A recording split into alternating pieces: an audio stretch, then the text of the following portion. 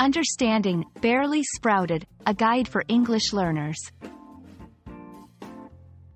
Hello everyone, and welcome to our English language learning series. Today, we're going to dive into the fascinating phrase, barely sprouted. This phrase is not only picturesque but also quite useful in various contexts. Stay tuned as we explore its meaning, usage, and some interesting examples. Barely sprouted is a phrase used to describe something that has just begun to grow or develop.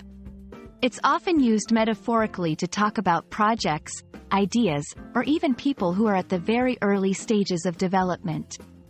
Imagine a tiny sprout just breaking through the soil.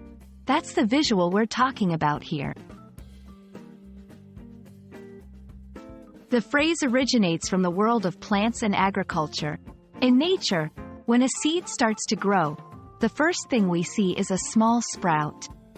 Barely sprouted implies that the sprout is very young, small, and just at the beginning of its growth journey.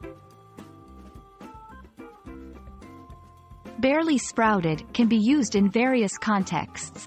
Describing new projects, our startup has barely sprouted, but we're optimistic. Referring to young talent or beginners, she's a barely sprouted artist, yet her talent is undeniable. Talking about early-stage ideas, his plan has barely sprouted, so it's too early to predict its success. Be careful not to confuse barely sprouted with being fully developed or mature. It specifically refers to the very early stages of something. Also, it's generally used in a positive or neutral context, not a negative one.